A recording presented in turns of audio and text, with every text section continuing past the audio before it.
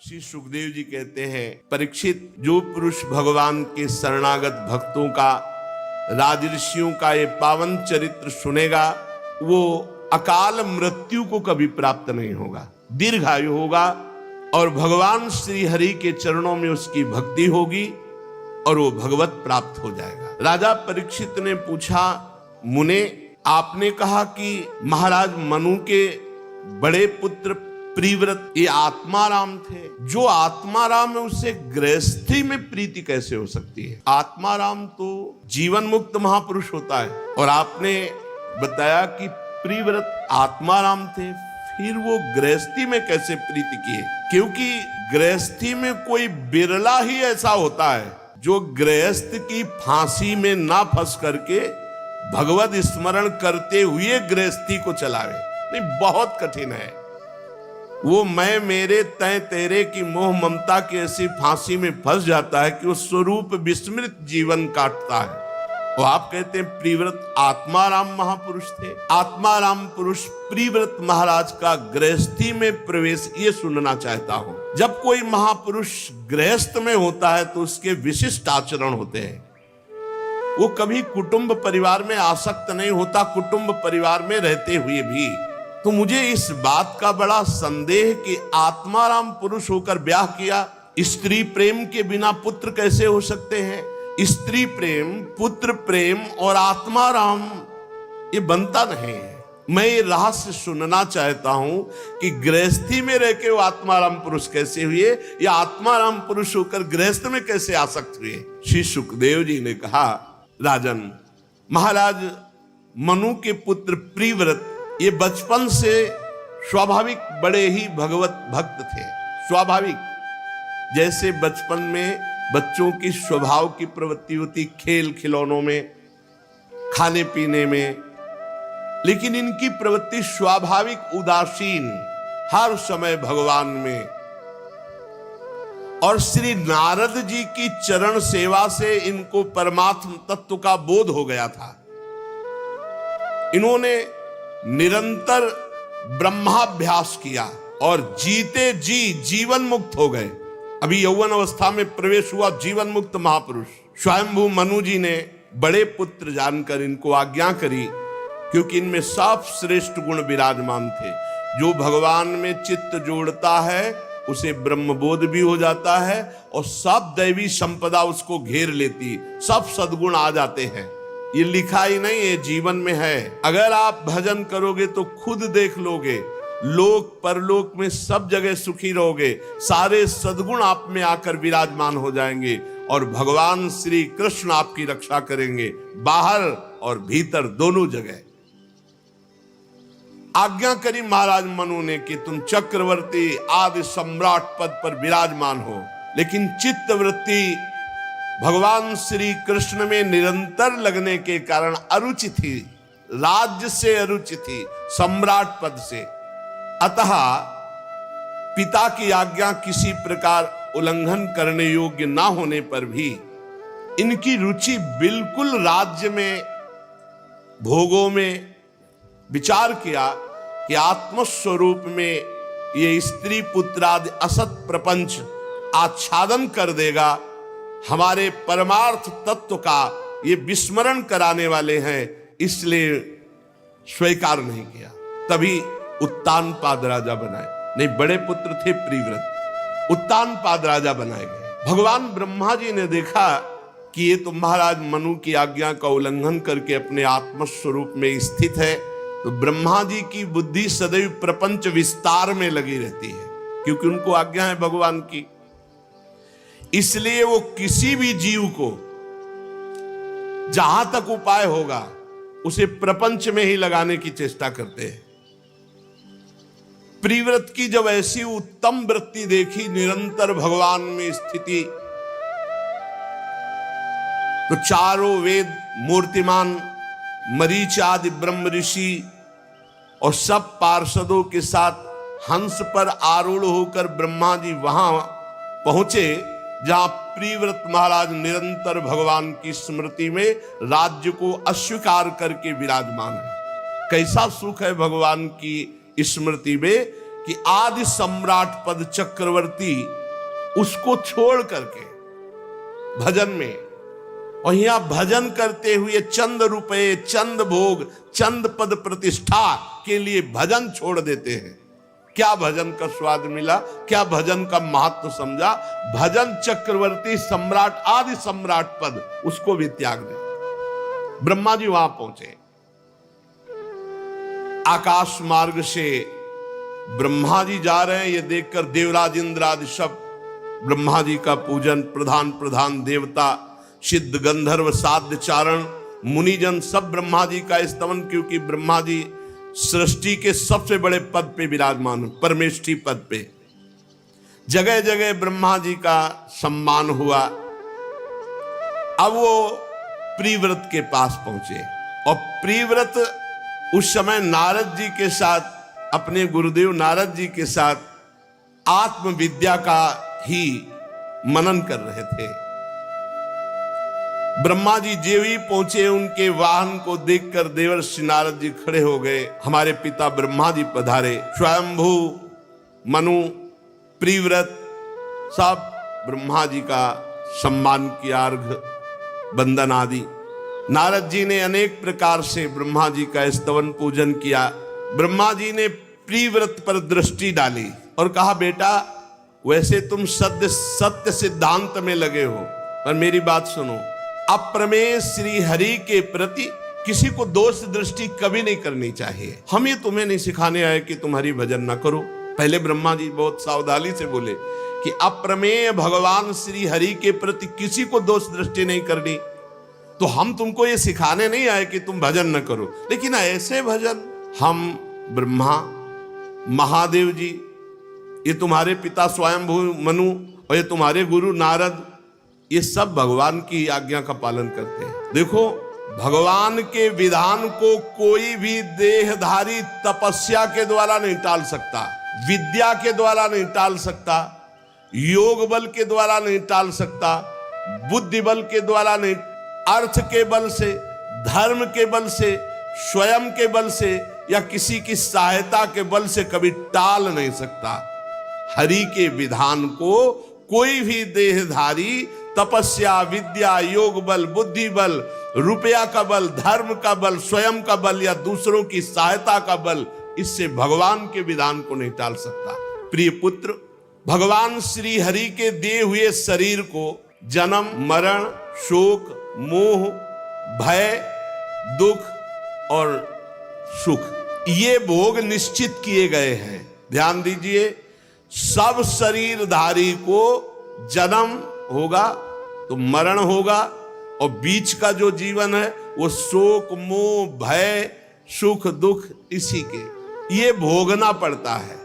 जैसे रस्सी के नाथ से नथा हुआ पशु मनुष्य का बोझा ढोता है, ऐसे वेदवाणी रूपी बड़ी रस्सी से नथा हुआ, बंधा हुआ जीव कर्मानुसार ऐसे जकड़ा हुआ संसार का बोझा ढो रहा है। तभी जब ज्ञान का प्रादुर्भाव होता है तो निस्त्रैगुण्य भवार्जुन, और जब प्रेम का प्रादुर्भाव होता है तो वेदान्नपि सन्यस्ति स केवलम अवच्छिन्न अनुरागम लभते, दोनों में वेदातीत स्थिति आ जाती है। प्रभु कर्म के अनुसार जीव को योनि देते हैं और उसी के कर्म के अनुसार उसकी भोग व्यवस्था करते हैं। अब वो अपनी नवीन इच्छाओं के जाल बुन करके फिर नवीन कर्म करके फंस जाता है। जैसे कोई आंख वाला पुरुष कुएं में नहीं गिरेगा, ऐसे कोई विवेकवान पुरुष भोगों में नहीं फंसेगा। देखो भाई, मुक्त पुरुष भी प्रारब्ध का भोग भोगना ही पड़ता है। बड़े बड़े संतों को, मुक्त पुरुषों को भी भगवान की इच्छा के अनुसार शरीर को जैसे कर्मों के अनुसार विधान किया गया वैसे भोगना पड़ता है, वैसे रहना पड़ता है। बड़े बड़े सिद्धों को भी, जीवन मुक्तों को भी भोगना पड़ता है। तो बोले भजन का फल क्या हुआ फिर? अगर ये भोग भोगने पड़े तो शरीर निर्माण के समय ये भोग रख दिए गए थे। अब तुम भजन कर रहे हो, ये तुम्हारी नई फसल है। अब तुम्हें आगे जो परमानंद प्रदान करेगा वो ये दुख सुख से परे है। वो ये दुख सुख से, हर्ष शोक से परे भगवदानंद है। इसलिए महापुरुष जन प्रारब्ध को भोग लेते हैं और शरीर छोड़कर परमानंद को प्राप्त होते हैं। देखो, ये जितने दुख सुख हैं सब स्वप्न में है। जैसे स्वप्न में हम दुख सुख देख रहे हो, जगह तो उनका कोई महत्व नहीं, ऐसे प्रेम या ज्ञान होने पर इस जगत का कोई महत्व नहीं रहता, नहीं रहता। ये जो बहुत आसक्त पूरे जीवन लगे सब स्वाप्निक है, पक्का स्वाप्निक है। अगर इसे भगवान से युक्त कर दो तो यही तुम्हारी भगवत प्राप्ति का हेतु बन जाएगा, और भगवान से विमुख व्यतीत किया तो यही तुम्हारी दुर्गति का कारण बन जाएगा। जो विषयों को अभिमान पूर्वक भोगता है, अभिमान पूर्वक कर्म करता है, उसका अगला जन्म निश्चित है, चाहे शुभ कर्म हो चाहे अशुभ कर्म हो। वो स्वीकार करे ना स्वीकार करे, जबरदस्ती। जो पुरुष इंद्रियों के वशीभूत हो, अब वो वन वन में विरक्त वेश धर करके भी विचरे तो जन्म मरण के भय से मुक्त नहीं हो सकता, भगवान ब्रह्मा जी कह रहे। क्योंकि जब तक मन और इंद्रियां जीत नहीं ली जाती तब तक भगवान की प्राप्ति नहीं होती। और जो मन और इंद्रियों को जीत लिया है उसको गृहस्थ में रहने से क्या परेशानी है, क्योंकि गृहस्थी में भेजना चाहते, इसलिए ब्रह्मा जी कह रहे हैं कि जिसने मन और इंद्रियों को जीत लिया उसको गृहस्थ में रहने से क्या परेशानी, गृहस्थ आश्रम उसका क्या बिगाड़ सकता है। 6 शत्रुओं को जीत लिया, मन और 5 ज्ञानेंद्रियां। अब वो घर में रहे तो वन में है, और जो इन 6 शत्रुओं के अधीन है तो वो वन में भी रहे तो घर में ही है, प्रपंच ही है। और देखो, किले में रहकर सुरक्षित लड़ने वाला राजा विजयी ही होता है, किले में गृहस्थी में रह के। और विरक्त भेष में केवल सेना, खुले मैदान में लड़ना है, आसपास से सब वार हो रहे और सहता, तभी पूरा जगत विरक्तों के सामने सर झुकाता है, नमन करता है। किले में सुरक्षित रहकर लड़ने वाला राजा अपने प्रबल शत्रुओं को जीत लेता है। जब इन शत्रुओं का बल अत्यंत क्षीण हो जाए तब विद्वान पुरुष को चाहिए कि इच्छानुसार विचरण करे। ब्रह्मा जी उपदेश कर रहे हैं, पहले चलो गृहस्थी को भोगो, जब बुढ़ापा आ जाए तब भजन करने में फिर निकल लेना। इसका रहस्य न समझने के कारण लोग ये कहने लगते हैं कि अरे अबे तो जवानी है, अभी भजन का समय है, और बुढ़ापे में भजन होता नहीं है। नहीं होता। बुढ़ापे में जो भजन की बात कह रहे हो, जीवन में अगर भजन नहीं किया तो बुढ़ापे में भजन नहीं होगा, पक्का समझ लो प्रपंच होगा, कुछ नहीं होता।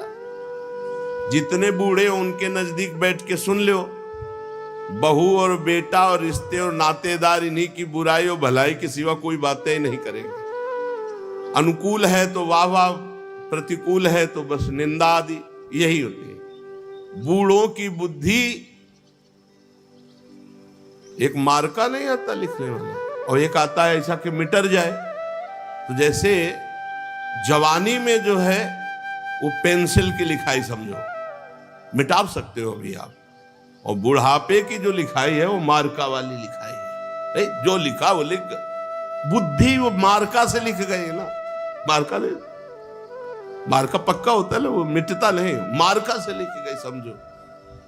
ब्रह्मा जी बहुत फुसला के प्रियव्रत जी को कह रहे हैं कि जब तुम कमलनाथ भगवान श्री हरि के चरणों के प्रताप से 6 शत्रुओं पर विजय प्राप्त कर लिए, तो अब तुम पुराण पुरुष भगवान के दिए हुए भोगों को भोगो, तुम्हारा कोई भोग कुछ नहीं बिगाड़ सकते, तुम आत्मस्वरूप में स्थित हो, ये मेरी आज्ञा है। जब त्रिलोकी के सबसे बड़े पद में विराजमान ब्रह्मा जी ने परम भागवत प्रियव्रत से ऐसा कहा तो प्रियव्रत ने नम्रता पूर्वक सर झुका लिया और कहा, जो आज्ञा, बड़ों की आज्ञा का पालन करना ही हमारा परम कर्तव्य है। तब स्वयंभू मनु ने प्रसन्न होकर ब्रह्मा जी की विधिवत पूजा की।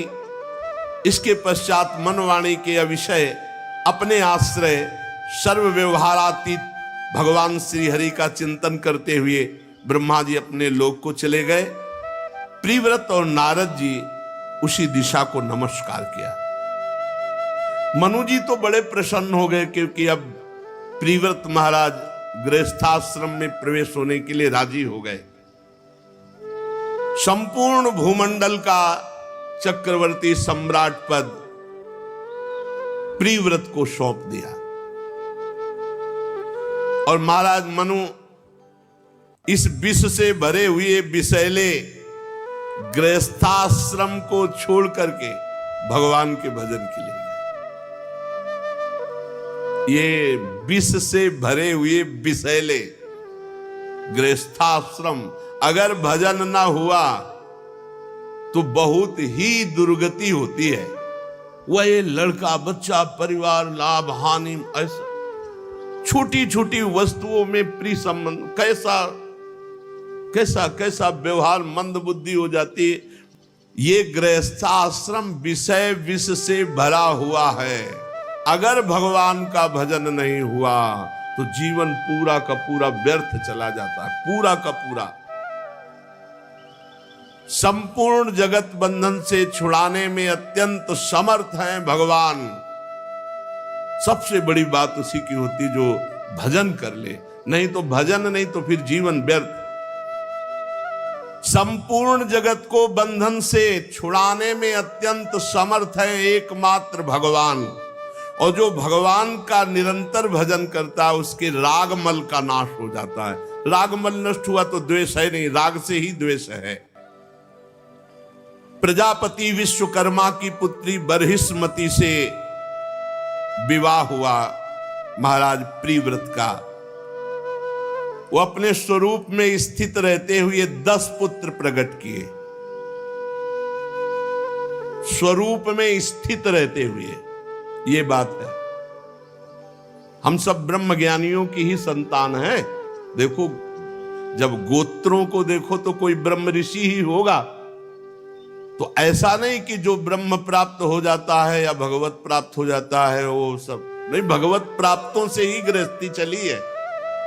ये जो गृहस्थी हुई है ये भगवत प्राप्तों से ही हुई। सब भगवत प्राप्त महात्मा हमारे गोत्र के जो अधिष्ठात्र है, जैसे पूछा है तुम्हारा गोत्र क्या, तो बोले भरद्वाज गोत्र, याज्ञवल्क गोत्र, तो ये सब ब्रह्म ऋषि भगवत प्राप्त। हर प्रश्न का उत्तर, हर समस्या का समाधान, हर साधना का सार, हर शास्त्र का सार, हर सिद्ध संत की सार बात भगवान नाम। भगवान के आश्रित होकर खूब निरंतर भगवान नाम जप करो और इसी जन्म में हमें भगवत प्राप्ति हो जाए ऐसा दृढ़ संकल्प करो। क्योंकि भाई अभी समझ नहीं रहे हो, तुम संसार को सत्य मान रहे हो, ये झूठा स्वाप्निक है। किसी भी समय तुम्हारी आंख मूंद सकती, किसी भी घटना से मूंद सकती।